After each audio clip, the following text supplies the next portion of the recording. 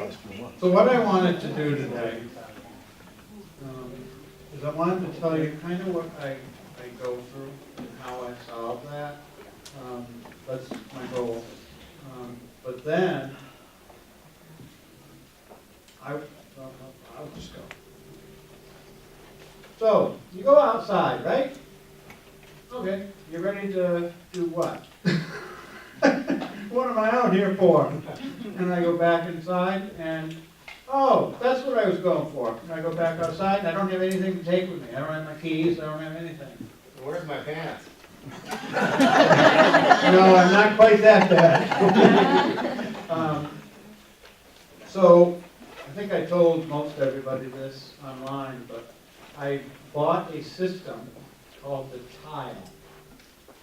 And it's got, I think it's got 5 things on a normal, the first order. And what you do is I put one on my wallet, one on my phone,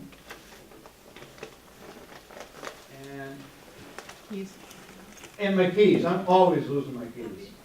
But this is what it looks like. You know, you gotta put this on the item. How do you spell that? T-I-L-E. You go to tile.com. Tile.com. So you gotta figure out where you wanna put it. And I did pocket, wallet, keys. Oh, come on, I did this at the bottom. Wallet, keys, and phone. Thank you, Ron. And I tell you, I was usually stressed. This is after I had my first one. It's a GPS system. And you put it somewhere? You put it in your phone system, and then you say, find No. it. We do it for about a week. So you put this. I'm sorry. So you put this, I put it in my envelope in one of these pockets. All right, but don't take it under the deepest one, because then it's more muffled. So I put it in my pocket like this. Then I go about my business, and where's my wallet? I get my phone, I hit the tile, and it shows me everything I can find. So I hit the word keys, push the button, and my keys start ringing. So I just go and get it as it's ready. I bought it at Sears online, but apparently you can buy it at Lowe's.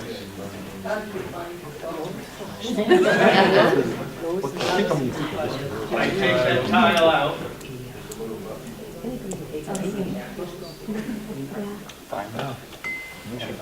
Take the button out on any of the other things that I have, and then I push it until that here. So right now, their phone up in our room is probably ringing. The housekeeper's waiting. Yeah, exactly. I mean, the camera starts ringing. So, because the camera is where you have to do everything, push the buttons and all that. So you gotta find the camera, and the camera is just, I take the word E in tile. I still want one of those. Yeah, and you just push it a couple times, you'll hear that, and then somewhere the phone starts ringing and you go to it. And it rings a long time. I know that some of the systems, you'd press it and it'd ring like 3 times, and then it'd be off. Well, you don't have time to get to it. So that's why this one is so much better. I strongly suggest it for everybody, because my stress level after that happened, is so much better. But it helps too, because I can, from my phone, I can be at work and I can find one of his items from my phone, because I have it installed on my phone. Very helpful. How much is it? I want to say it was about $75 for 4 tiles, pretty much. Can you add more tiles to it? Tile.com. Yes, you Yeah, can. you can get more. Yeah, you can get, in one order, you can get 12, 12, 10, and 5. Go with 4. I just got the 5. I couldn't think of one. You can find them on Amazon and sometimes on Groupon. If you're an online shopper, those are 2 places to look. Yeah, everything is on Amazon. So, Uh-huh. Can I put one on my child? Man, but I don't know if it'll stay there. But be careful of that, because when you bury it, you can't hear the one that's ringing. So I try, when I put my phone on my wallet down, I try to put it down open, because then in the first thing, it hits there, and it seems to go faster and louder. But if you bury it, you're screwed.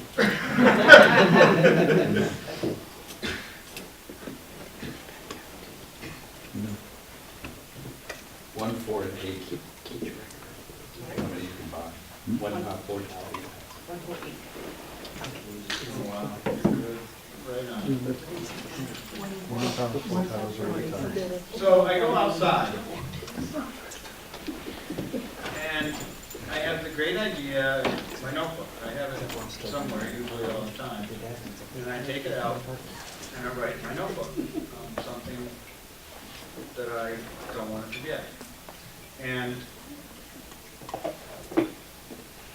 then I go inside to get my coffee, or to get, my apple juice or a beer, and I can't remember where I put my wallet. And then I start to go look for it, and I go, what the heck am I looking for? It's very, very frustrating. So for me, when I saw this tile system, it was like, okay, that's what I'm going to get. And it changed my life. Thank you.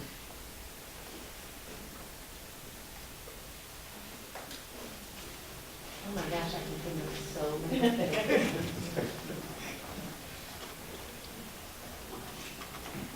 The other thing I have a hard time with is I blame myself for a lot of stuff. It's like, God damn it. Shit. And in other words, but I won't repeat those in public. But I'm so mad at myself. Why am I like this? Why do I forget? I mean, I grew up, don't mean to beat my own horn, but I grew up all educated, and I knew what I wanted to do. And I went out and did it.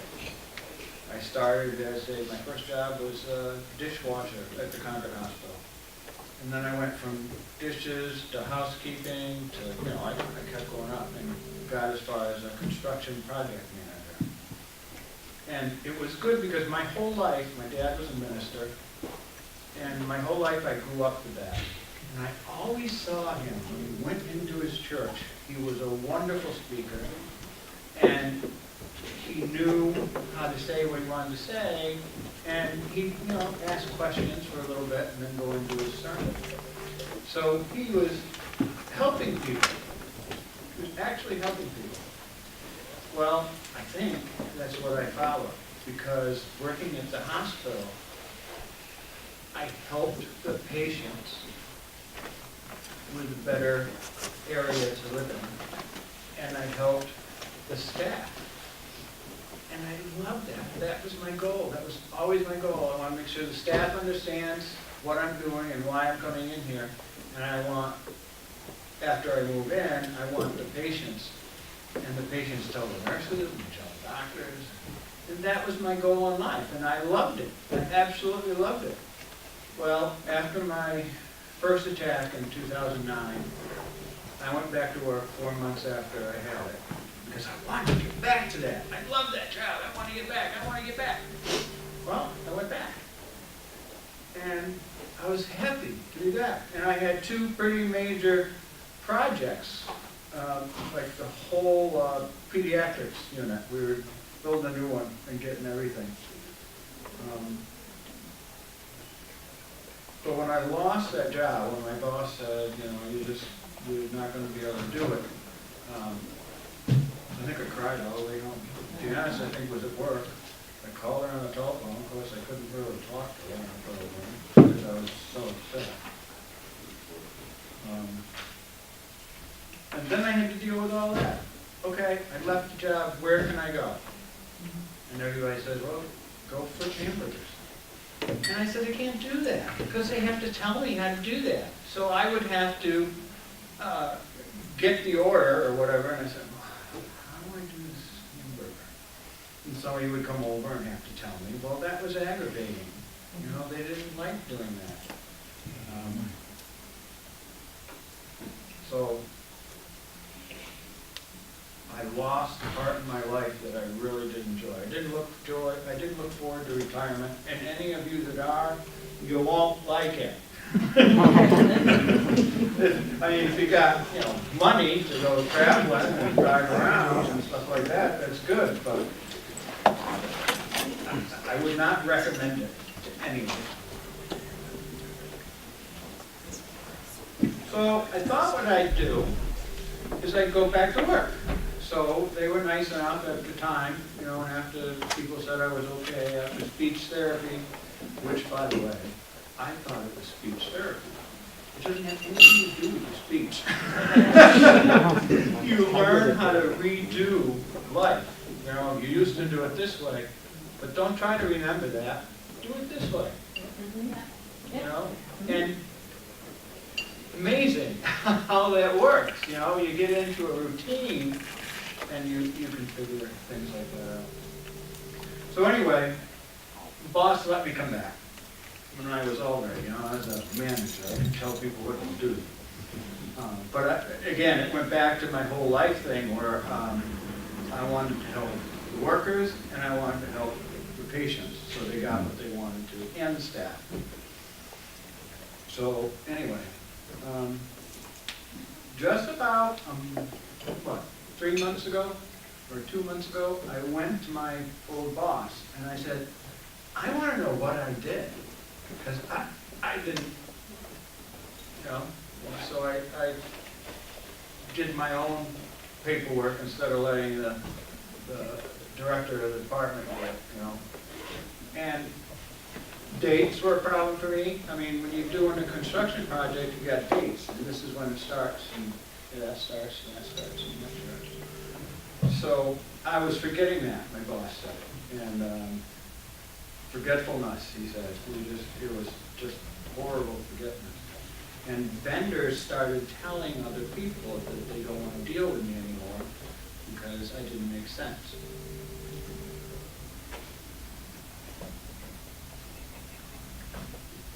Outside people, like patients and visitors, they said, who is this guy?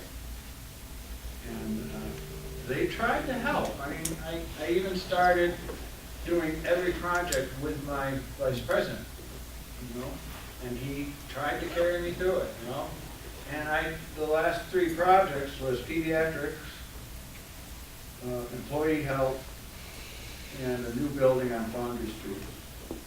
And some of the workers that were working with me, you can't do a job. Tell the boss and so on and so forth. They had no choice. They had to let me go. People were always going to him for questions.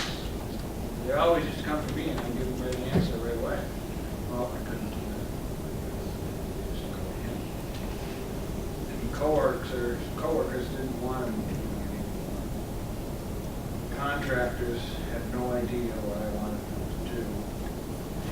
And the group couldn't do projects with me because I couldn't resolve the issues.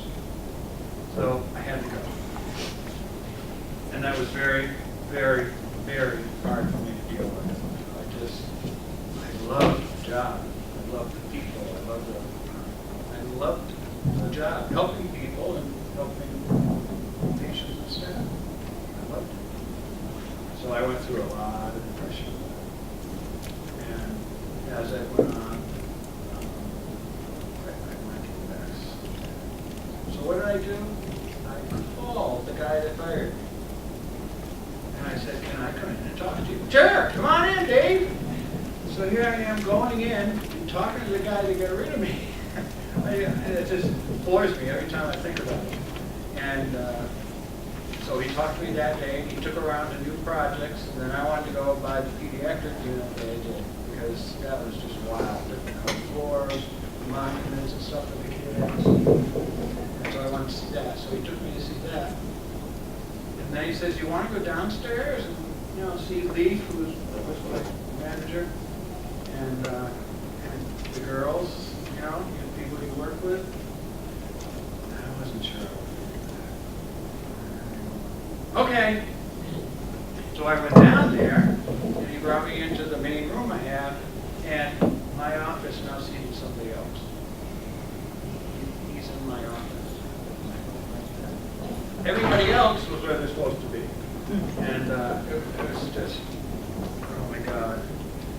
And I've gone to him a couple times since then, you know, and he's always, yeah, come on in, Dave, that's all right, come on in. And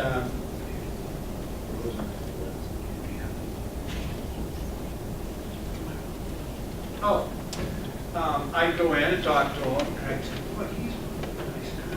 He's, you know, he's probably talking to me or something like that. And I left that meeting thinking, I think he wants me back. And I thought that all the way home. And even for that night, I thought about that. I said, he knows I can help him with that signage. You know, because that's what I did. I re-signed the cameras. He's going to call me back. Guess what? And of course he didn't. I can't do the job anymore. I mean, I can't even get to Kmart by myself without my GPS. And you'd think I could go somewhere and do what I'm doing and then get back home. No, can't do it. So I use my GPS for everything. And my daughter moved into a new house in Henniker, where that's where I live, Henniker, New Hampshire. I couldn't remember how to get there. I never could. And so I got in the GPS, and that problem solved.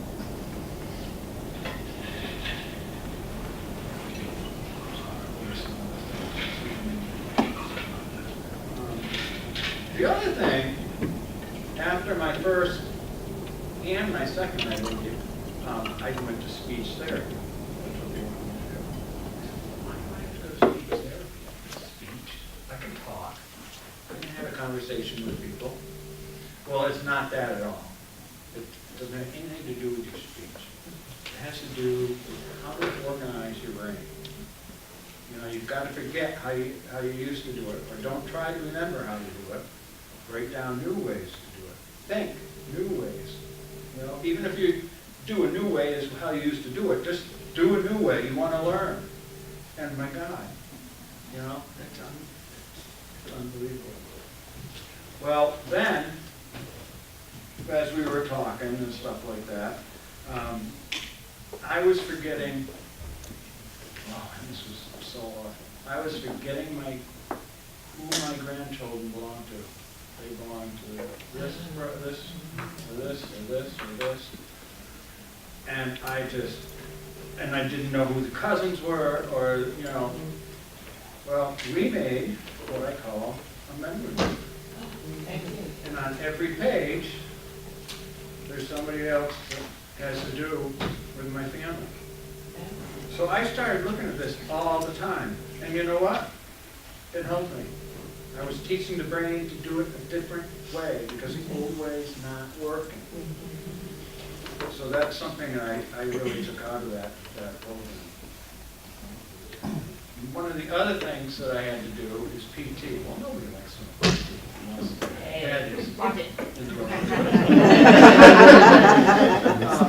And the PT place, you know, he always put cones out on the floor, you know, the length of the room. He said, I want you to jump in every one of those. Hit the spot next to him. I would get so exhausted, and my back would hurt so bad. You know, I learned to hate the cones. I hated them. I didn't want to go anywhere near them. So every time I went to see him, I said, no, I don't want to do it. Well, you know what? You need to do it. And then there were other things, you know, he tried to, his important message was, you got to do things different. Make everything new.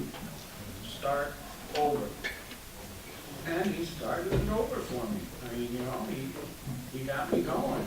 And now I look forward to seeing the specialists and PT. But, as usual, you know, they tell you you're all set. You don't need to come. I said, okay. Well, I asked Janice if I could go back. I wanted to go back to the same person and so on and so forth, but they were either not working anymore or busy. So I insisted on going back to PT because my back hurt and my legs hurt and I could barely sit down. So I went back and again, they turned me around. It wasn't jumping cones, but it was exercise and different ways to think, different ways of recognizing things, how you can do that and what you can do. Well, they set me up with calendars. And in every space, I write what my concern was, what I was programmed to do or scheduled. And I did it for a long time, and then it's like, for some reason I stopped doing it, because I can remember now, I'm all better. Well, guess what? I missed doing it. So that's what she would go over with me is a list of physical and mental conditions. And again, I tell everybody, it's not speech therapy.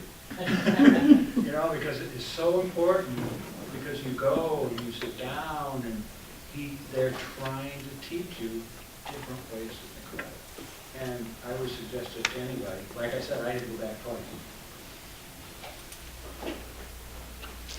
I called Wendy one day because in my Inspired group, I had a big message that you and Ingrid wrote, I guess. And I think that's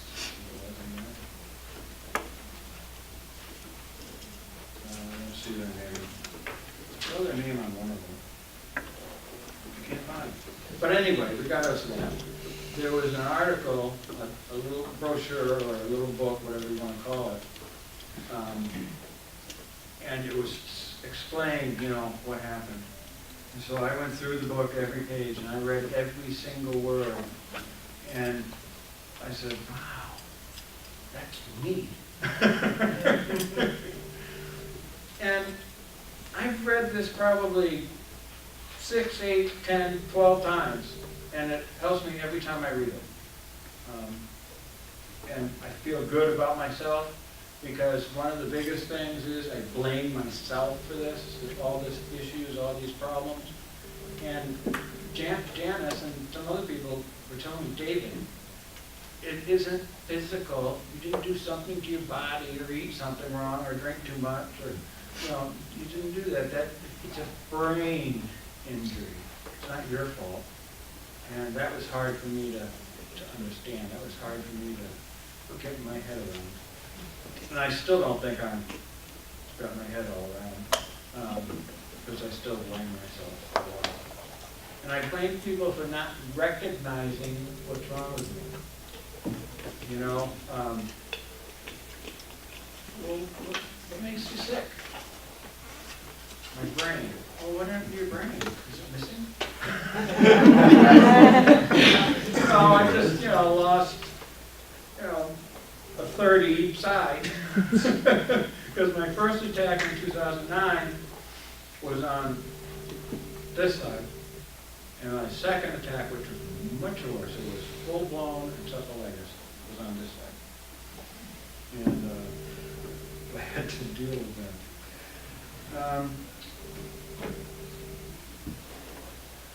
No, it's just in my head. I knew this would happen. I'd get up here all excited and everything and talk to you guys and talk to people that never get to come to these, and providing them with each and every individual here. Because I think it's a very serious thing that I think we're very lucky to have. I don't ever want to lose it again. My computer goes down and I'm all upset because I can't go on the Inspire site. So, well, I think that's just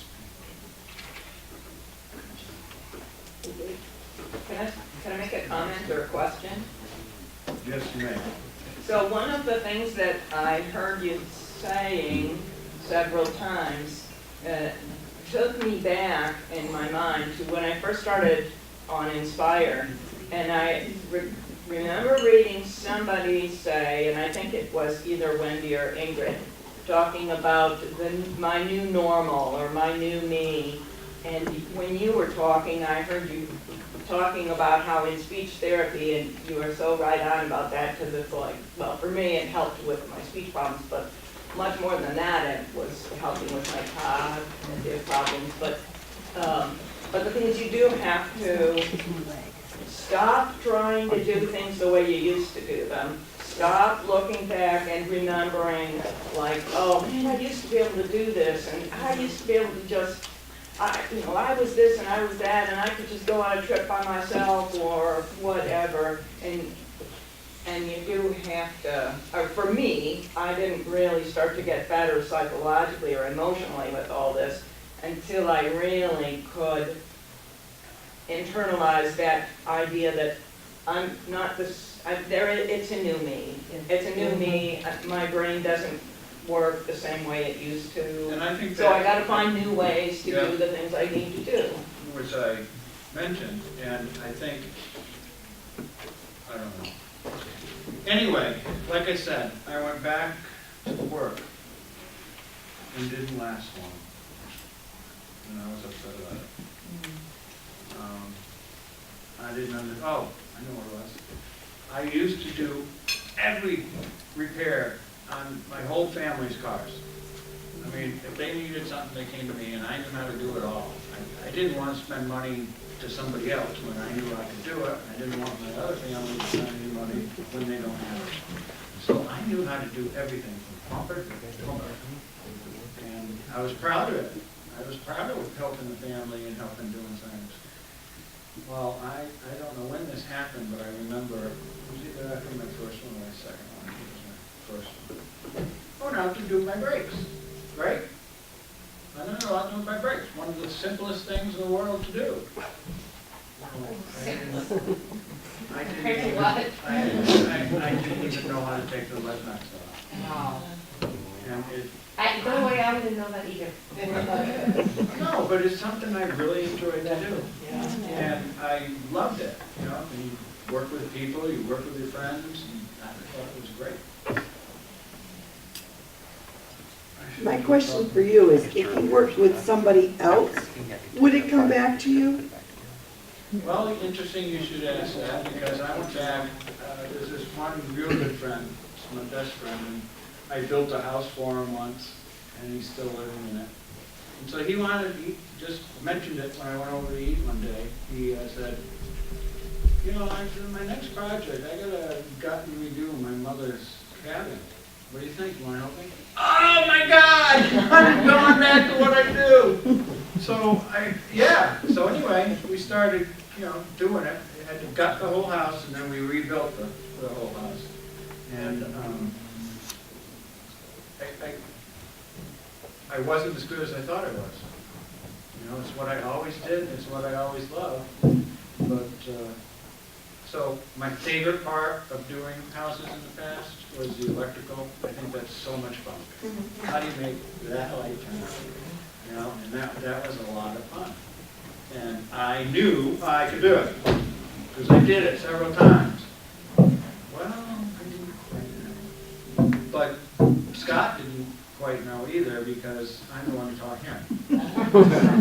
So anyway, when we got a basic room done, and I got it right, and I tested everything, and I could do it again. So I did the whole house. And the towns and the government doesn't like it when you do your own electrical. Well, I had an electrician as a friend, and so I called him up. And he came over, he looked at everything I did, and he said it's fine, he signed the paper. That was so awesome. I can't tell you how awesome.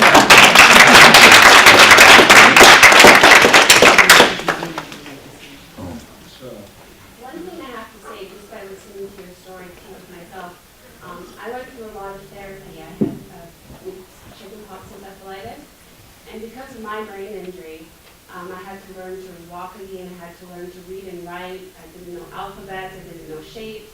I had to do everything all over again. There were some days where I didn't want to be here anymore, like it was so difficult. I ended up going back to college, I got all my diplomas with the help of a writer. And for the past 8 years, I've worked for special needs kids.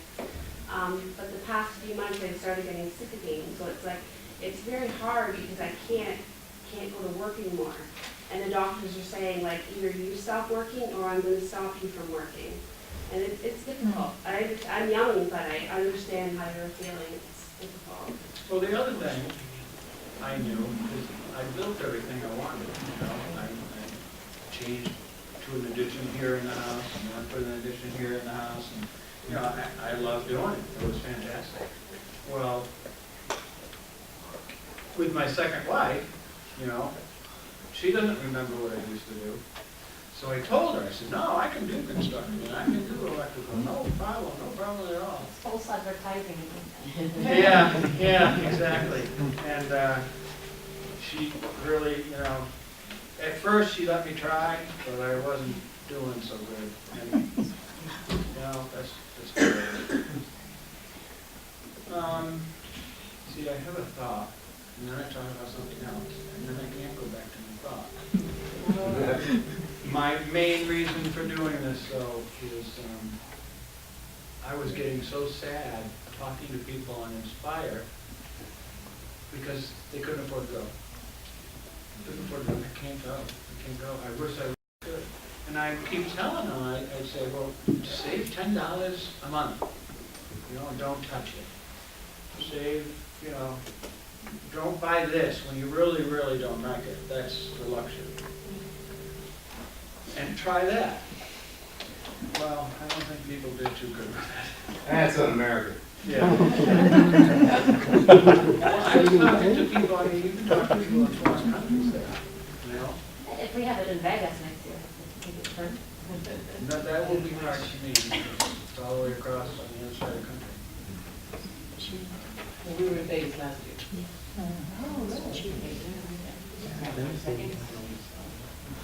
I'd go again. I'd go again. I am never, as long as my wife keeps helping me out, I am never going to miss another one. I mean, last year, I thought, it was good, you know, last year, and we had a good time, and, you know, we want to go on a trip this summer, so, all right, we can go without. Well, I booked these two for a month or two before that, and I kept saying, I want to come, I want to come, I want to come, I want to come. And they'd say, that's all right, David, you'll be here next year too. All right, so that got into my head, and I was all okay. I'm fine, you know? Yes. Well, then the things started happening, and the emails started going out, and I didn't know how everybody's doing. And I should have gone. I should have. Can I say something about Vegas? It was about 6-7 months ago that I finally got approved for disability, but one of the questions the final judge asked me is, have you taken a trip in the past year? Oh. And then he said, where was the destination? Las Vegas. Oh dear.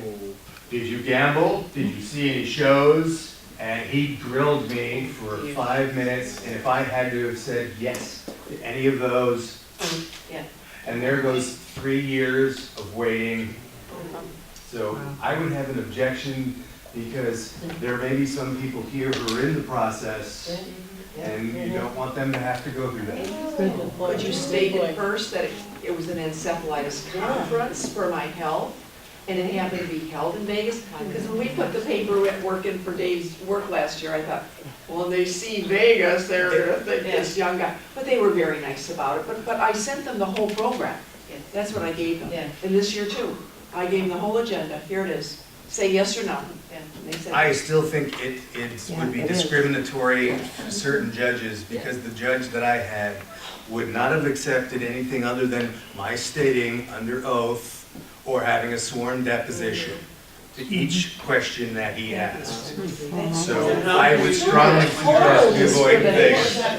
Yes, it's a pile of bullshit, but that's the law. My issue with that is I tried, I think it was after the second one, we really got serious because I was totally gone.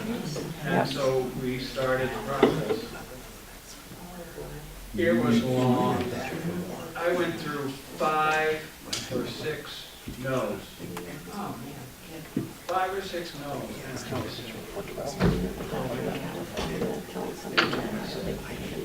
Why don't we have people come forward for you? And I said, my God, that's a good idea. So all the people that have ever gone to speech therapy or occupational or physical or any of that, I got written papers telling me that they would sign on it. We took all those and all the family things and we gave it to the judge. How can he say no? How can he say no? And I tell him, I said, one of the biggest problems with us is we don't physically look any different. What the hell's wrong with you? You look just fine. And so, yeah, and that was wonderful for me. I truly loved how the lawyer was like speechless. But that's what I tell people now. I say if every doctor's appointment you go, you get a piece of paper signed by your doctor. And we had tons of those. And we put them, Janice, I should say. Put them all together, had it all organized, and sent it. And my God, the 6th time was a good one. So I Dave, feel I had a guilty. very similar experience, get accommodations for completely different things. The letter from the neuropsych and the neurologist was, this, and this, and at the end it was, he needs X, Y, Z. It was very specific. So I got X, Y, and Z because the neurologist was on my side asking for what I needed. So it was not only my disability, it was also someone giving to the bureaucrat that just could say yes to exactly what I think that's really important. You have to, and probably you run into the same thing, you have to ask precisely for what you want. Yes. Yes. Well, like I said, I went through it 5 times and it just didn't go anywhere. I'd be so upset each time. Then we both, or her, came up with the idea of give them the notes. Give them the doctor notes, the psychologist notes, and we did. He couldn't say no, I mean, this is a book like that. So that helped me a lot. That's supposed to be the next speaker's topic, which we're sort of sliding into now. I don't have a problem with it. What's that? Oh, now that, yeah, but that's, That's not. we have a different way to look at it, yeah. All right, well, unless anybody has any questions or wants me to tell something, I'll try to remember. Oh, I know what I want to tell you guys. In New Hampshire, you can get vanity plates. Oh, yeah. I got this one. What's it say?